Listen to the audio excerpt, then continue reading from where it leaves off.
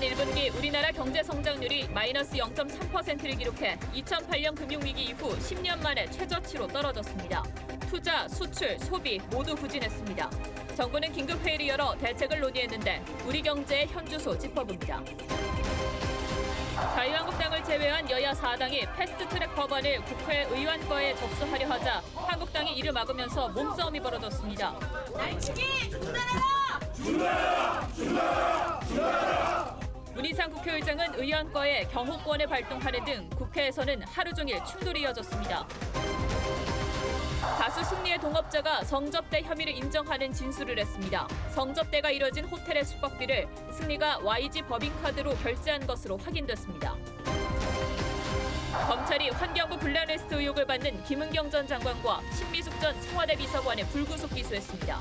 수사에 착수한 지 4개월 만에 조현욱 인사수석 등 윗선에 대한 조사 없이 마무리됐습니다. 북러 정상회담이 8년 만에 열렸습니다. 김정은 위원장은 한반도 정세 안정을 위한 의미 있는 대화를 나눴다 했고 푸틴 대통령도 긍정적인 기여를 언급하며 화답했습니다.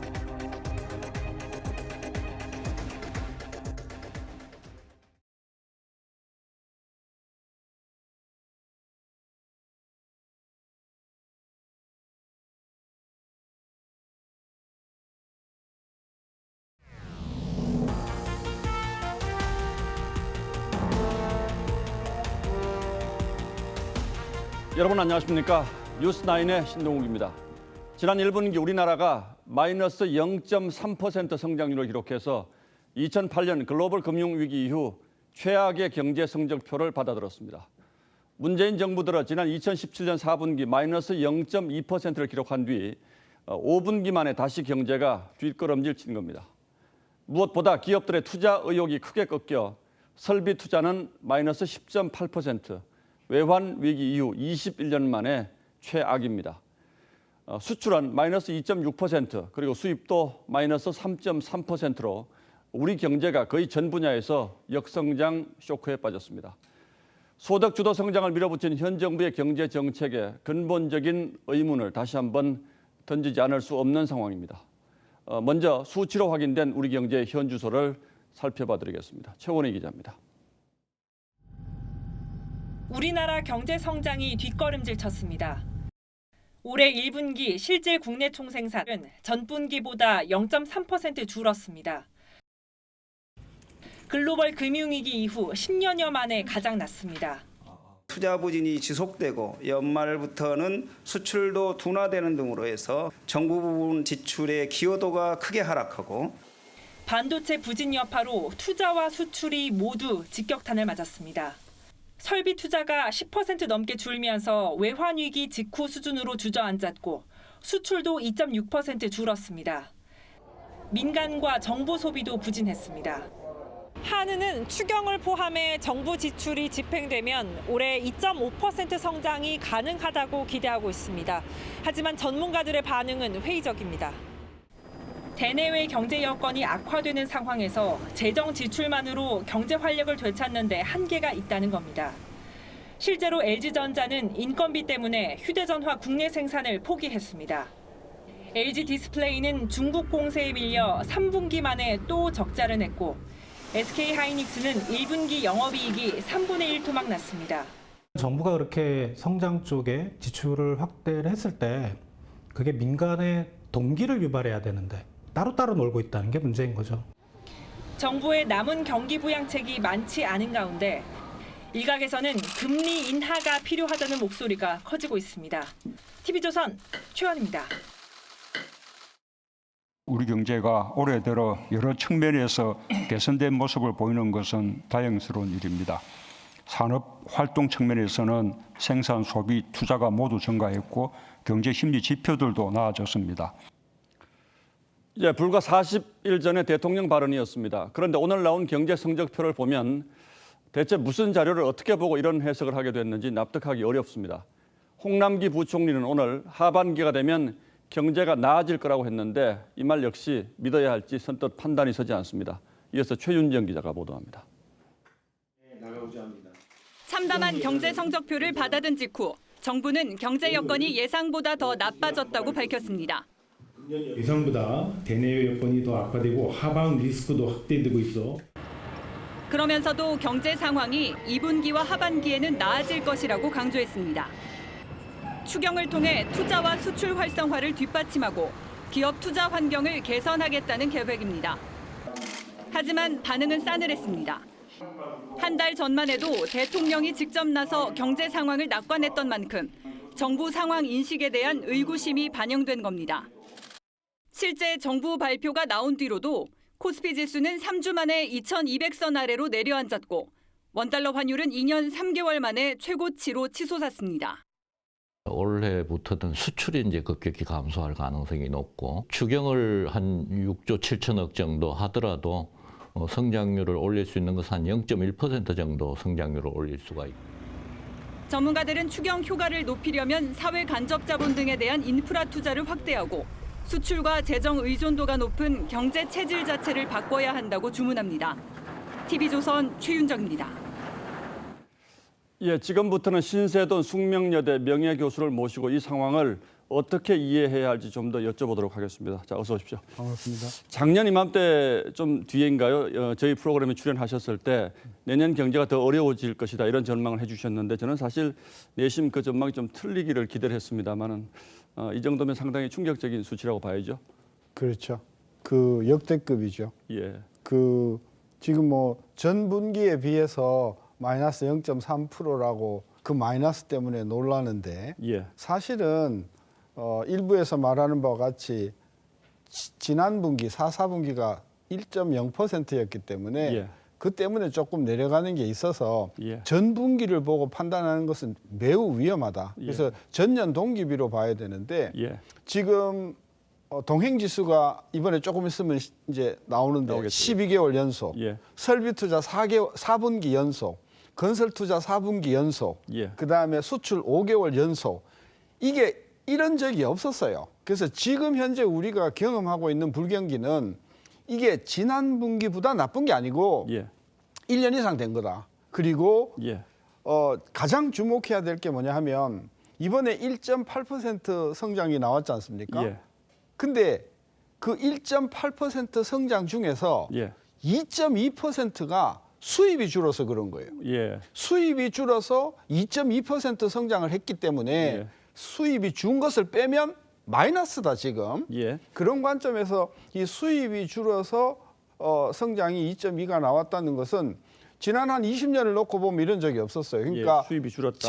제 살을 깎아 먹고 지금 겨우 1.8% 성장하고 있다 이런 이야기죠. 예, 뭐 특히 아주 수치가 크게 악화된 게 설비 투자 문제인데 이게 지금 외환 위기 수준으로 악화됐다 이렇게 분석을 하시는데 이건 아무래도 기업들이 투자할 의욕이 없다 이렇게 봐야 합니까? 기업의 이제 그 사기 때문이라고만 하면 예. 뭐 정권이 바뀌거나 예. 뭐 또 사기를 진작시키면 설비 투자가 살아날 여지가 있겠지만 예. 문제는 이거보다 훨씬 더 복잡하다는 거죠. 지금 설비 투자가 계속해서 4분기 이상 마이너스로 가는 결정적인 이유는 사기 문제도 있지만 네. 한국 경제의 특히 제조업에 대한 기업의 전망이 예. 매우 어둡다. 그래서 국내는 설비 투자를 하지 않고 오히려 해외로 작년에 나가서. 엄청나게 투자를 많이 하지 않았습니까? 예. 그래서 설비 투자의 그 부진 문제는 이게 사기의 문제보다는 훨씬 더 복잡하고 예. 어려운 문제다. 정부가 그걸 좀 깨달았으면 좋겠습니다. 이렇게 되면 결국 제조업 분야의 뭐 소위 이제 양질의 일자리도 계속 줄어들 수밖에 계속 줄어들죠. 밖에 없겠죠. 오늘 그 통계청에서 또 나온 그 통계를 보면 작년 통계입니다만 이거는 가구당 월 평균 실질 소비 지출이 그 전년보다 2.2% 줄었다 이런 통계가 나왔는데 예. 실질 그렇습니다.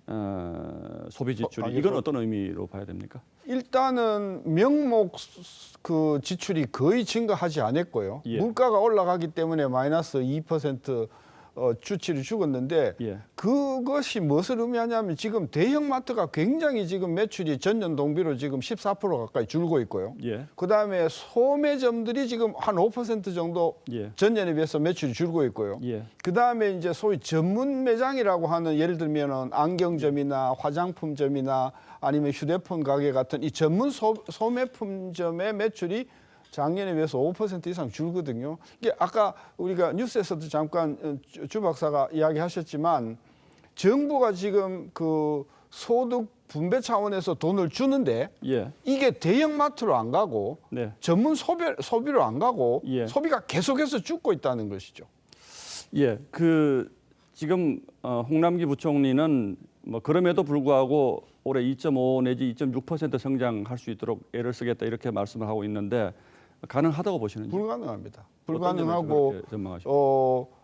하반기 되면 지금 뭐 미중 무역 번쟁이라든지 또 금리 상승의 효과라든지 유럽 경제 침체라든지 지금 곳곳에 지금 경기가 안 좋기 때문에 하반기 수출은 더 안 좋을 거고요. 그다음에 내수가 아까도 얘기했지만 계속해서 지금과 같은 그런 지출 정책으로는 내수가 안 살아날 거기 때문에 저는 한 분기가 무섭게 성장률이 떨어져서 오히려 상반기보다는 하반기가 더 어려울 가능성이 있다고 보면 2%도 지켜낼 수 있겠는가 이런 우려가 생기는 정부 전망보다는 상당히 차이를 크게 보시는데 좀 다른 얘기입니다만은 이게 지금 어제 또 추경 예산안을 이제 정부가 의결을 했고 또 뭐 적자 국채도 발행했다 그러는데 재정은 지금 문제가 없다고 보십니까? 어떻습니까? 일단은 국가 부채 차원에서 보면 뭐 GDP 한 35% 안짝이니까 돈을 덜 쓸 수 있는 여지는 뭐 있다고 봅니다. 문제는 지금과 같은 방법으로 돈을 쓰면 경기가 살아난다? 아니라는 거죠. 설비 투자가 안 살아나고 수출이 안 살아나고 지금 내수가 안 살아나는데 그동안에 써왔던 그런 어떤 그 추경과 같은 방법으로 지금 벌써 세 번째 지금 쓰고 있지 않습니까? 저는 그래서 뭔가 근본적인 어떤 처방이 달라야 되고 정책을 하는 분들의 근본적인 시각이 달라야 되고 근데 지금 바람직하기는 정부는 이게 상당히 재정을 확장시키는 정책 여기에 좀 주력하는 것 같은데 그럼 어떤 방법이 가능하다고 보십니까? 일단은 환율을 우리가 너무 지금 등한시하고 있고요. 그다음에 환율을 올려줘서 수출 기업들이 어느 정도 가격 면에서 유리하도록 해주는 게 필요하고요. 그다음에 지금 생산 현장에 장비들이 굉장히 노후가 돼 있어요. 이걸 빨리 최신식 생산성 높은 그런 설비로 바꿔주는 게 필요하고 그다음에 제조업에 계신 분들을 유럽이든 일본이든 미국이든 좀 6개월, 1년 트레이닝을 시켜서 그쪽에 최첨단 기업이 어떻게 제조업을 운영하는가 이런 부분에 대해서 견학을 할 수 있도록 저는 돈을 이렇게 지원해 주는 것이 시급한데 그런 쪽은 전혀 이제 하지 않고 생활이 어려운 분들에게 그 보조금 주는 쪽으로 이렇게 가다 보니까 돈은 돈대로 쓰고 경제는 안 살아나고 설비 투자는 안 살아나고 이런 악순환이 반복된다는 뭐 소위 이제 소득 주도 성장이나 이제 임금 주도 성장을 좀 재검토할 때가 됐다 이런 말씀으로도 들리는군요. 그렇습니다. 신세돈 교수님이었습니다. 오늘 말씀 여기까지 듣겠습니다. 고맙습니다.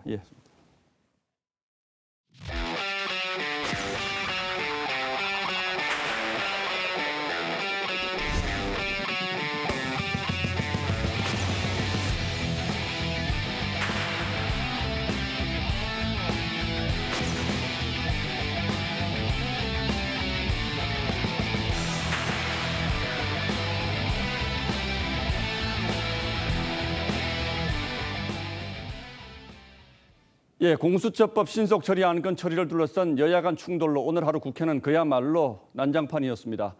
공수처법을 사법개혁특별위원회에 상정하기 위해서 각종 꼼수가 등장했고 이에 맞서 육탄전이 벌어지기도 했습니다. 이런 정치를 하지 말자고 국회 선진화법을 만들었는데 그것도 무용지물이었습니다. 국회로 가보겠습니다. 자, 김보근 기자, 지금 법안이 어떻게 됐습니까? 네, 저는 지금 국회 본청 7층 의원과 사무실 앞에 나와 있습니다. 제 뒤로 보시는 것처럼 한국당 일부 의원들과 당직자들이 의원과 사무실 앞에서 막아서면서 농성을 벌이고 있습니다. 여야 사당은 오후 6시쯤에 회의를 열어서 합의안을 처리하려고 했지만 바른미래당의 권은희 의원이 공수처의 기소권에 반대하면서 좀 처리에 무산이 생겼습니다. 바른미래당 김관영 의원이 권은희 의원까지 임재훈 의원으로 교체하면서 합의를 시도를 했지만 한국당이 이렇게 막아서면서 공수처법이 실제로 법안에 등록이 됐는지 제출이 됐는지는 아직 불투명한 상황입니다. 국민의 머리에 앉아서 국민을 사찰하고 김정은식 공포 정치를 완성하는 공수처 입법. 표창원 의원 등 여당 의원이 뒤늦게 달려왔지만 야당 의원들은 국회의원과 사무실을 폐쇄하며 버텼습니다. 민주주의가 이거밖에 안 되나? 여기는 회의실 아니야? 하지만 국회의장이 경호권을 발동해 국회 방호 직원들이 진입을 시도하는 과정에서 극심한 몸싸움이 벌어졌습니다. 한국당과 바른미래당 의원들은 의원과 사무실 앞에서 즉석 항의 집회를 열었습니다. 이 팩스로 의원이 접수된 사례는 팩스로 오신환 의원을 사법개혁특위에서 교체한 사례와 함께 사상 처음인 것으로 전해졌습니다. 특위위원 교체를 국회의장이 병원에서 결재한 것도 보기 드문 일입니다. 유승민 의원 등 바른미래당 일부 의원들이 아침 일찍부터 위원 교체 접수를 저지하려 국회 의사과 사무실에서 농성을 했고, 한국당 의원들은 특위 회의실은 물론 오신환 의원 대신 투입된 최이배 의원 사무실을 점거하기도 했습니다.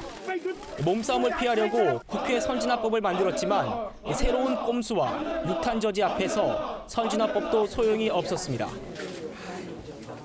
예, 대치가 상당히 격렬한 것 같은데 오늘 처리 못하면 이거 어떻게 되는 겁니까?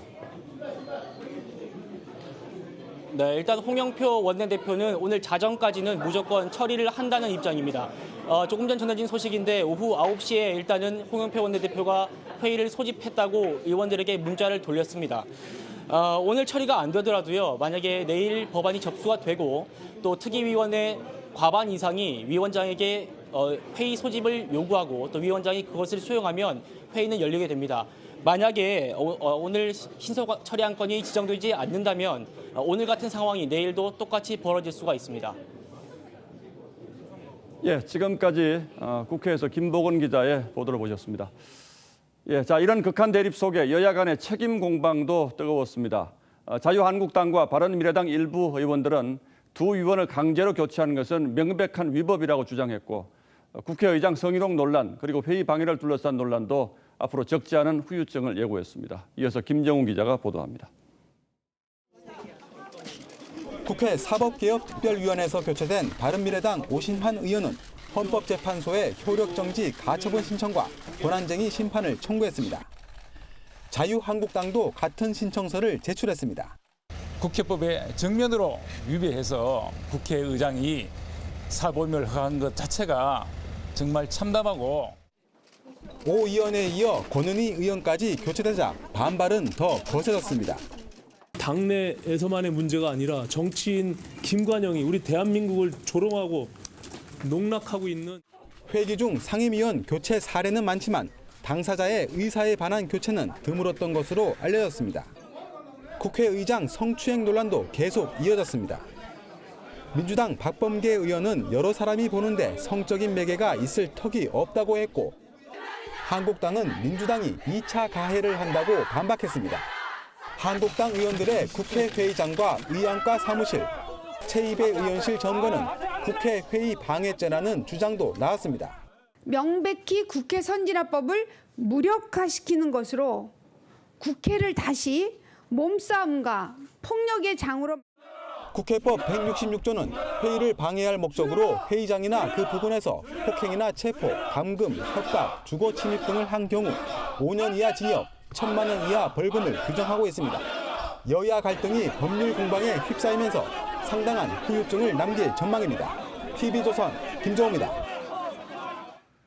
두 쪽으로 나눠진 바른미래당에서는 서로를 향한 험한 말들이 하루 종일 쏟아졌습니다. 지도부를 탄핵하겠다. 자유한국당으로 가라. 형식적으로만 같은 당일 뿐 이미 갈라진 것과 다름없습니다. 유병수 기자입니다. 바른정당계 의원들은 손학규, 김관영 지도부 탄핵을 재차 주장했습니다. 의원총회를 열어 약속을 어기고 오신환, 권은희 의원을 강제로 교체한 김관영 원내대표를 퇴진시킬 계획입니다. 정당 내 민주주의를 파괴하는 이 김관영 원내대표와 그에 동조하는 최이배 의원 또 임재현 의원 모두 정말 정치할 자격이 없는 사람들입니다. 손학규 대표 측은 바른정당계 의원들의 탈당을 요구했습니다. 손 대표 측근인 이찬열 의원은 유승민 의원은 꼭두각 씨를 데리고 한국당으로 돌아가라고 했습니다. 이 의원은 또 왜 세간에서 유 의원을 좁쌀 영감이라 부르는지 알겠다고 했고, 유 의원 측은 허위 사실과 폭언으로 당 윤리위에 이 의원을 제소했습니다. 사실상 분당 국면에서 안철수계의 선택이 변수로 떠올랐습니다. 김삼아 수석 대변인은 오신환 의원 강제 교체에 반대하며 당직을 사퇴했습니다. 이태규, 김중록, 신용현 의원에 이어 유승민 의원 측과 보조를 맞춘 움직임입니다. 반발하는 의원들이 의총을 요구한 내일 손학규 대표는 지명직 최고위원을 임명할 계획입니다. 하태경, 권은희, 이준석 최고위원은 당무 참여를 거부하고 있습니다. TV조선 유병수입니다. 보시는 것처럼 오늘 국회는 그야말로 전쟁터였습니다. 대치, 감금, 몸싸움, 항의 시위 같은 것들이 하루 종일 이어졌는데 시간대별로 다시 한번 포커스를 맞춰봤습니다. 굳은 표정의 오신환 의원. 초조함을 숨기지 못합니다. 유승민 의원 등 동료 의원도 함께 오 의원의 사개특위 강제 사임을 막기 위한 최후 방어선을 구축했습니다. 13대 11이 된 그런 상황이 된 겁니다. 사보임 절차는 우리 당에서도 원천 무효. 민주당과 야3당은 공수처법과 선거법의 신속 처리를 거듭 강조했습니다. 오늘 개혁 법안을 신속 처리 안건으로 지정할 것입니다. 패스트트랙 지정은 개혁과 반개혁을 가를 중대한 분수령이 될 것입니다. 오 의원 등의 육탄 저지는 무용지물. 바른미래당 김관영 원내대표는 관례적으로 인편으로 접수하던 사보임 요청서를 팩스로 보냈습니다. 어디로 간다는 거예요? 병원. 오신환 의원 등은 문희상 의장의 결재를 막으려 병원으로 향했지만 아니라고 생각합니다. 혈압이 200까지 올라갔습니다. 누구세요? 예, 저 비서관입니다. 통화했으니까요.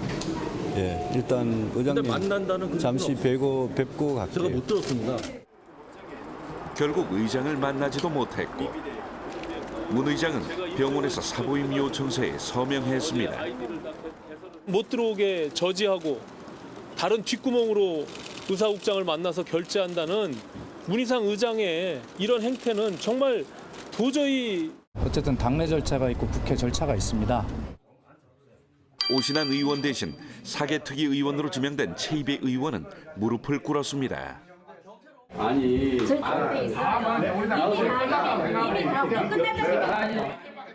한국당 의원들이 최이배 의원 의원실을 점거했고 최 의원이 나가게 해달라고 사정한 겁니다. 아유 위원장님 왜 그러세요? 위원장님. 허리 다치세요. 허리 다치 위원장님.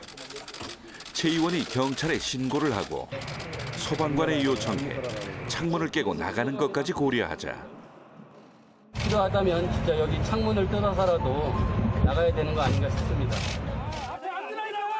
한국당 의원들도 점거를 풀었습니다. 국회 곳곳에는 한국당 의원들이 분산 배치됐습니다. 기습 사개특위 개최를 막기 위해 회의 예상 장소마다 먼저 자리를 잡은 겁니다. 국회 7층 의안과에서도 공수처 설치 법안 접수를 막기 위한 경계에 들어갔죠. 2012년 국회 선진화법 이후 처음으로 회의장 점거를 통해 국회를 골성사납게 만들었다는 민주당과 현행 헌법 이후 처음 여야 합의 없는 선거제 변경으로 삼권 분립을 무너뜨렸다는 한국당. 국회를 보는 국민들의 마음은 착잡하기만 합니다. 뉴스9 포커스였습니다. 다음 뉴스입니다. 박근혜 대통령이 건강 문제로 신청한 형 집행정지를 검찰이 불허했습니다. 수영 생활을 못할 정도로 건강 상태가 나쁘지 않다고 판단했습니다. 이재준 기자입니다. 박근혜 전 대통령의 형 집행정지 사유를 검토하는 심의위원회가 열린 건 오늘 오후 3시쯤. 지난 22일 의사 출신 검사 등 2명이 박 전 대통령의 건강상태 현장 조사 보고서와 의무 기록 등을 놓고 1시간 반가량 회의를 거친 결과 다수결로 불허키로 의결했습니다. 검찰 관계자는 형 집행을 정지할 정도의 사유에 해당하지 않는다며 충분한 심의를 거쳐 결정했다고 이유를 밝혔습니다. 현행법상 건강을 현저하게 해하거나 생명을 보존할 수 없을 염려가 있는 경우 등으로 형 집행정지 사유를 정하고 있는데 의료인을 포함해 7명으로 구성된 심의위원들이 박 전 대통령의 척수관 협착 증세가 수영 생활을 못할 정도로 심각하지 않다고 판단한 겁니다. 관할 검사장인 윤석열 서울중앙지검장은 심의위 권고를 토대로 최종 불허를 결정했습니다. 친박계 의원들은 즉각 반발했습니다. 조원진 대한애국당 대표는 석방을 촉구하는 국회 결의안 제출을 예고했습니다. 일부 과격 지지자가 윤 지검장 집 앞에서 온라인 욕설 방송을 하는 등 돌출 행동에 대한 우려도 높아집니다.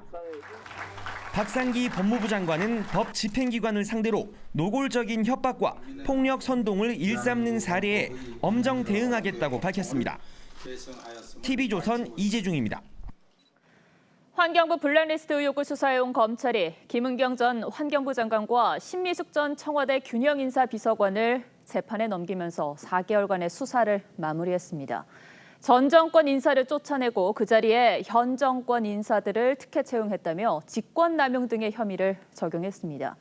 하지만 인사 책임자인 조현욱 인사수석과 조국 민정수석은 단 한 차례도 소환 조사를 못했습니다. 박경준 기자가 보도합니다. 지난해 말 자유한국당 진상조사단의 고발로 시작된 환경부 블랙리스트 수사. 4개월 만에 검찰이 내놓은 수사 결과는 다소 초라했습니다. 환경부 압수수색과 관련자 진술조사 등을 통해 청와대 개입 가능성에 무게를 두고 수사를 진행해왔지만 직권남용과 업무방해 혐의 등으로 김은경 전 환경부 장관과 신미숙 전 청와대 균형인사비서관을 불구속 기소하는 선에서 마무리된 겁니다. 검찰 관계자는 김 전 장관과 신 전 비서관을 상대로 한 진술조사와 압수수색을 통해 확인된 문건을 종합한 결과 공모관계가 충분히 입증된다고 봤다고 설명했습니다. 다만 윗선인 조현옥 청와대 인사수석에 대해선 공모관계를 입증할 증거가 충분치 않다고 판단해 조사를 하지 않았다며 윗선 수사가 부진했음을 인정하기도 했습니다. 검찰은 청와대 특별감찰반의 민간인 사찰 의혹 등으로 고발된 임종석 전 비서실장과 조국 청와대 민정수석 등에 대해서도 무혐의 처분했습니다. 검찰은 직업공무원처럼 임기가 보장된 공공기관 임원에 대한 사표 요구는 충분히 직권남용에 해당된다며 공소 유지에 자신감을 내비쳤습니다. TV조선 박경주입니다. 결국 환경부 블랙리스트 수사는 가장 핵심인 청와대 윗선의 개입 의혹을 규명하지 못한 채 끝났습니다. 용두사미가 된 건 법원의 영장 기각이 결정적이었는데요. 이 내용은 백연상 기자가 설명해드립니다. 검찰은 지난 5일 청와대 인사수석실에 대한 압수수색 영장을 청구합니다. 신미숙 전 청와대 균형인사비서관의 환경부 산하기관 인사 개입에 그 윗선인 조현옥 인사수석이 지시를 내리거나 보고를 받았는지 여부를 확인하기 위해서였습니다. 하지만 서울 동부지법은 압수수색 영장을 당일 기각했습니다. 법원은 검찰이 압수수색을 신청한 청와대 인사수석실의 인사간담회 자료 등은 특혜 채용 부분과 관련성이 적고 인사수석실 직원들의 컴퓨터 하드는 필요성 소명이 부족하다며 기각 사유를 밝혔습니다. 서울 동부지법의 영장 전담 판사는 2명, 김은경 전 환경부 장관의 구속영장을 기각한 박정길 판사가 아닌 다른 영장 전담 판사 역시 같은 결론을 내자 검찰 수사는 급격히 동력을 잃었습니다. 검찰 관계자는 청와대 압수수색을 통해 조 수석이 인사에 개입한 연결고리를 찾아야 했는데 공모관계를 입증할 유일한 통로가 막혀버렸다고 토로했습니다. 이제 검찰은 조 수석을 제외한 신 전 비서관과 김 전 장관의 혐의를 재판에서 따져봐야 할 상황입니다. 환경부 블랙리스트 수사를 끝내고 산업통상자원부 등 다른 부처로 수사 범위를 넓히고 있는 검찰이 영장 기각이라는 큰 암초를 만났습니다. TV조선 백연상입니다. 가수 승리의 동업자가 성접대를 시인하는 진술을 했습니다. 특히 성접대가 이루어진 호텔의 숙박비를 승리가 소속사였던 YG의 법인카드로 결제한 사실도 확인됐습니다. 최민식 기자가 보도합니다. 서울 한남동에 있는 한 5성급 호텔입니다. 2015년 크리스마스 당시 일본인 투자자들이 한국을 방문하자 승리와 동업자 유모 씨는 투자자들을 이 호텔에 묵게 했습니다. 당시 일본인 투자자들이 이틀간 머문 이 호텔 숙박비 3천만 원은 승리가 YG 법인카드로 대신 결제해 준 것으로 드러났습니다.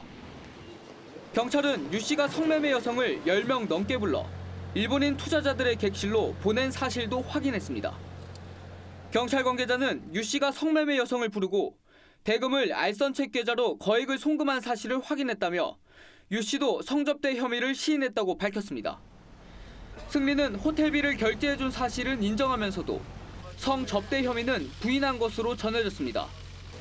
해당 일본인 사업가에게 환대를 받은 적이 있어 보답 차원에서 숙소를 잡아줬다는 해명입니다. 하지만 경찰은 당시 승리가 속한 단체 대화방에서 유 씨가 성매매 여성을 부르고 여성 중 일부를 대화방 멤버들에게 보내는 듯한 대화 내용이 있어 승리의 진술은 신빙성이 떨어진다고 보고 있습니다. 경찰은 성매매 등 혐의로 여성 17명을 입건하는 한편 승리에 대한 구속영장도 신청할 방침입니다. TV조선 최민식입니다. 가수 박유천 씨가 마약 정밀 검사에서 양성 반응이 나왔지만 여전히 혐의를 부인하고 있습니다. 어떻게 자신의 몸에 마약이 들어갔는지 살펴본다는 말도 했습니다. 누군가가 강제로 마약을 투약했다는 주장으로도 들리는데 내일 열릴 영장 심사에서 이를 두고 공방을 벌일 것으로 보입니다. 이상배 기자입니다. 마약 투약 의혹이 불거지던 지난 10일 박유천 씨는 기자회견을 열고 결백을 주장했습니다. 마약을 한 적도 없고 권유한 적은 더더욱 없습니다. 마약을 생각하거나 복용했다는 것은 정말 상상할 수도 없는 일입니다. 간이 검사에서는 음성 반응이 나왔지만 국과수 정밀 감식 결과 박 씨의 채모에서 필로폰 양성이 나왔습니다. 박 씨 측은 여전히 혐의를 부인하고 있는 것으로 알려졌습니다. 박 씨의 변호인은 한 언론을 통해 국과수 검사 결과는 부인할 수 없는 사실이라면서도 박유천 씨의 입장은 변화가 없다고 말했습니다. 변호인은 또 어떻게 체내에 필로폰이 들어가 이번에 검출됐는지 살펴보고 있다고 덧붙였습니다. 경찰은 박유천 씨가 마약을 5차례 투약한 것으로 보고 있습니다. 경찰은 또 박 씨가 마약을 추가 투약했는지도 조사하고 있습니다. 주사가 이제 정통 방법인데 그 이외에도 지금은 많이 이제 변화가 되어갖고 이제. 박 씨에 대한 구속영장 실질 심사는 내일 수원지방법원에서 열립니다. TV조선 이상배입니다. 진주 방화 살인 사건의 피의자 안인득이 검찰에 넘겨졌습니다. 안인득은 여전히 10년간 불이익을 받았다는 말을 되풀이했습니다. 장용욱 기자입니다. 안인득이 경찰서를 나섭니다. 고개는 숙이지 않았고 자신도 피해자라고 항변합니다. 제가 잘못한 거는 처벌받고 싶습니다. 처벌받고 싶고 저도 불이익을 갖다가 10년 동안 계속 불이익이 뒤따르고 있었습니다. 정신과 치료를 중단한 이유에 대해 묻자 횡설수설합니다. 자신이 들어가고 싶다고 들어가는 것도 아니고 멈추고 싶다고 멈추는 것도 아닙니다. 오히려 취재진에게 대물으며 언성을 높이기도 합니다. 본인이 병 앓고 있는 건 알고 계세요? 자신이 병이 있는 건 아십니까?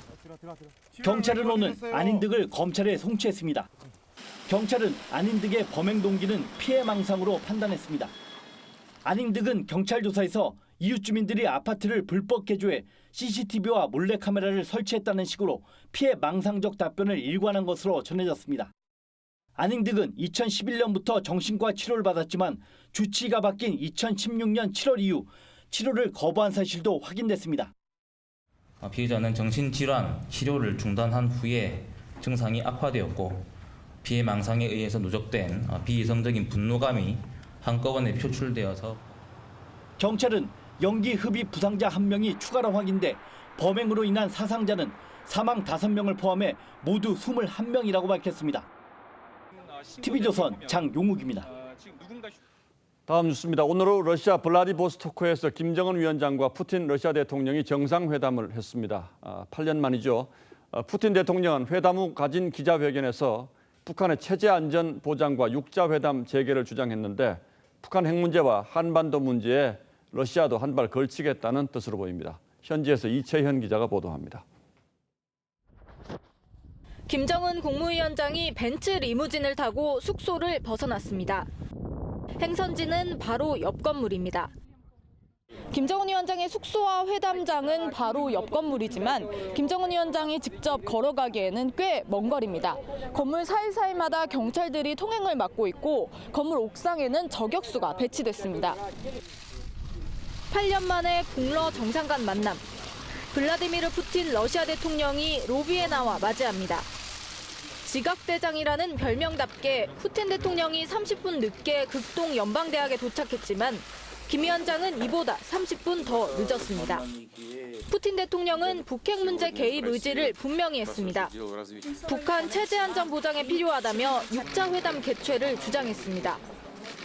Поговорили, разумеется, и о ситуации на Корейском полуострове. 김 위원장은 북러 관계가 평화 안전 보장에 필수 불가결하다며 러시아의 개입을 기정사실화했습니다. 전략적으로 이 지역 정세와 안정을 도모하고 공동으로 정세를 관리해 나가는 데서 나서는 문제들에 대해서 심도 있는 의견을 나누고 확대 정상회담에 이어 두 사람은 만찬도 함께했습니다. 김 위원장은 내일 오전 리영길 총참모장과 함께 러시아 해군 태평양 함대 사령부를 시찰하고 위령비에 헌화하며 북러 군사 협력을 강조합니다. 북한 학생들과의 만남 가능성도 남아 있습니다.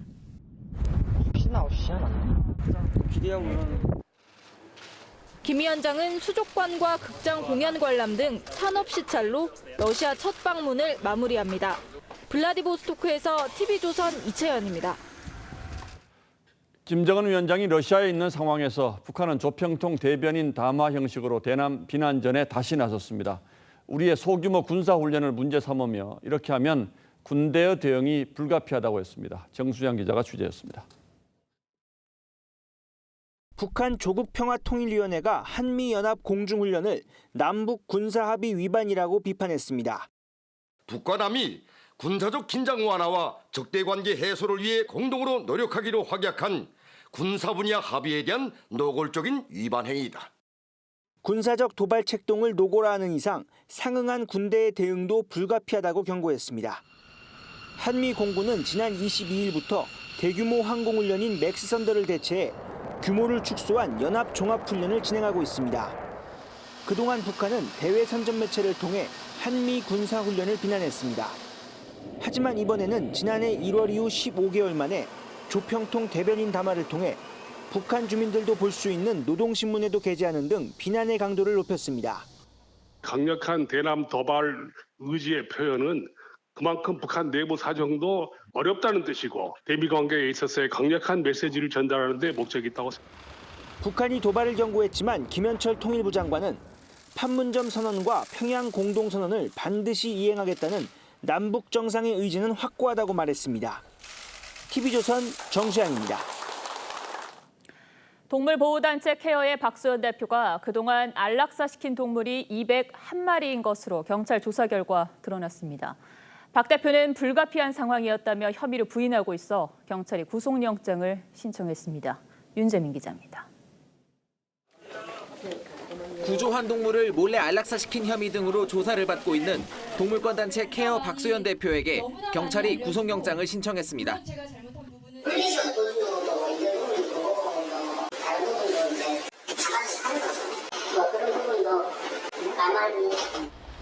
박 대표가 보호소 공간이 부족해 안락사가 불가피했다며 혐의를 부인하고 있는 점도 영향을 미쳤습니다. 일부 동물들의 안락사는 불가피한 것이었습니다.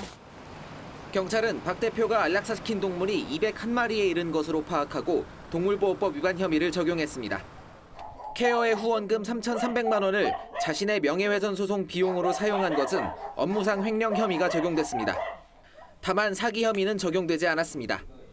지난 4년 동안 케어가 받은 67억 원의 후원금이 대부분 동물 보호 활동에 사용된 사실이 입증됐기 때문입니다. 케어의 미국 법인에 들어온 자금을 횡령했다는 의혹도 제기됐지만 이 역시 구조 활동에 사용했다는 것이 경찰의 판단입니다. 경찰은 박 대표와 함께 동물을 안락사시킨 케어의 전 동물관리국장과 상근 수의사도 동물보호법 위반 혐의로 불구속 입건했습니다. TV조선 윤재민입니다. 검찰이 이재명 경기지사에게 친형 강제 입원 혐의에 대해 징역 1년 6개월을, 선거법 위반 혐의에 대해서는 벌금 600만 원을 구형했습니다. 이 지사는 강제 진단은 지자체의 의무라고 주장했습니다. 주원진 기자입니다. 이재명 지사에 대한 선거 전 마지막 재판. 이 지사는 무죄를 주장하며 법원으로 들어갔습니다. 정당한 게 아니라 지방자치단체의 의무입니다. 검찰은 이 지사가 친형을 강제 입원 혐의는 패륜적 범죄라며 강하게 비판했습니다. 인권국가에서 있을 수 없는 일을 자행하고도 반성하지 않는다고도 말했습니다. 그러면서 앞으로 이 지사가 개선될 여지도 없다며 징역 1년 6개월을 구형했습니다. 또 대장동 개발 업적 과장 등 공직선거법상 허위사실 공표 혐의에 대해서는 벌금 600만 원을 선고해달라고 재판부에 요청했습니다. 이 지사가 직권남용죄로 금고 이상의 형을 확정받거나 허위사실 공표죄로 벌금 100만 원 이상을 확정받으면 도지사직을 잃게 됩니다. 이 지사는 최후 진술에서 형을 계속 방치했다면 본인은 물론 사회에도 엄청난 해를 끼쳤을 것이라고 말했습니다. 재판부에는 경기도민을 위해 일할 기회를 더 달라고 간곡히 호소했습니다. 실체적 진실에 따라서 합리적 결론이 날 것으로 생각합니다. 감사합니다. 이재명 지사의 선고 공판은 다음 달 16일 열릴 예정입니다. TV조선 주원진입니다. 프로당구 출범을 앞두고 입단 테스트가 한창인데요. 68살의 고령 참가자가 눈길을 끌고 있습니다. 한때 아시아 당구를 평정했던 장성출 선수인데요. 열정만큼은 전성기 때 이상입니다. 이다솜 기자가 만났습니다. 후배 선수들의 박수갈채를 받으며 등장하는 장성출 선수. 하얗게 센 눈썹에서 세월이 느껴집니다.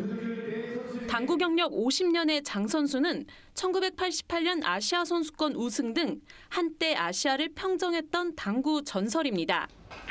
우리 나이 68세가 됐지만 프로당구 출범 소식에 일체의 망설임도 없이 트라이아웃에 참가했습니다.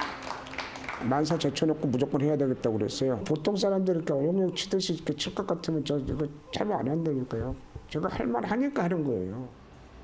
후배들의 예우를 받고 입장했지만 실력에선 후배들을 압도했습니다. 예술가도 같은 샷의 향연에 관람석에선 박수가 쏟아졌습니다. 당구를 만든 사람이 하나님이라고 생각할 정도로 장 선수에게 당구란 인생 자체입니다. 집에서 오라고 그래도 금방 갈게는 참 반복을 많이 했죠. 여기를 떠나기가 싫은 거예요, 당구. 1인을 앞두고 새롭게 가지게 된 프로 당구 선수의 꿈. 목표는 단연 우승입니다. 당연히 그거 안 하려면 뭘 해요. 당구도 잘 치고 돈도 많이 버는 게 제 희망사항입니다. 예선에서 2승 1패를 기록한 장 선수는 내일 본선을 치릅니다. 331명이 참가한 프로당구 트라이아웃은 48명의 선수를 선발합니다. TV조선 이다솜입니다.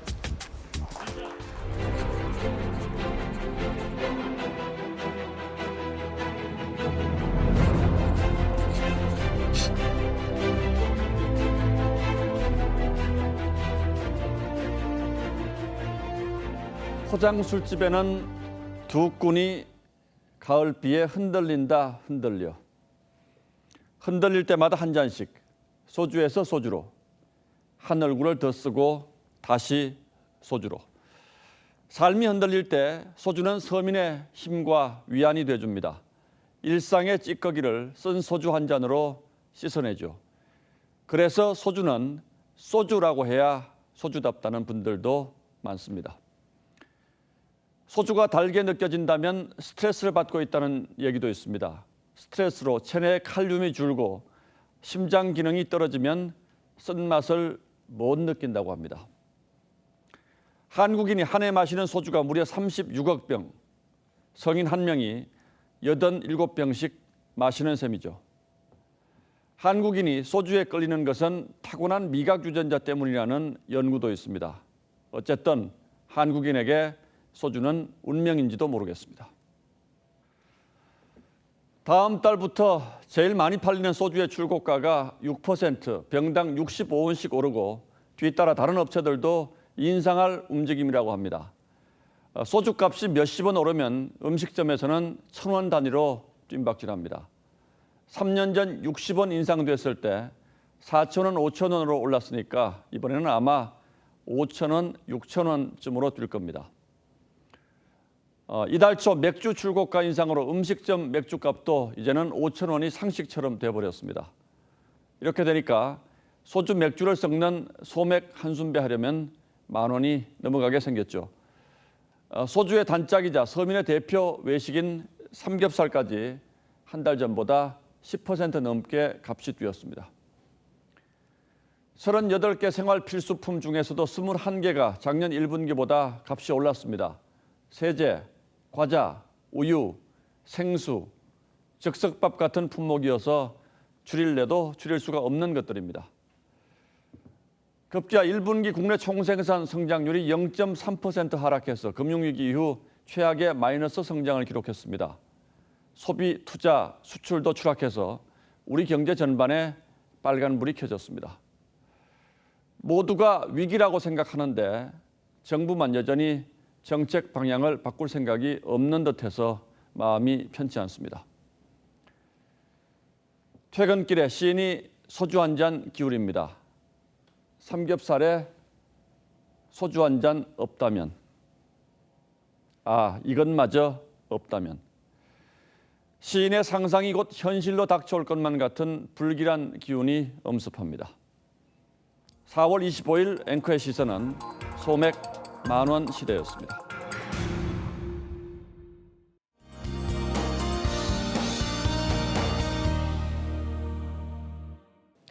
네, 내일 아침까지도 전국적으로 비가 옵니다. 대체로 5에서 20mm 정도 예상이 되는데요. 아침에 그쳤다가 충청 내륙은 오후에, 남부 일부와 동해안은 오후부터 밤까지도 내리면서 이 지역으로는 최고 40mm까지도 내릴 수 있습니다.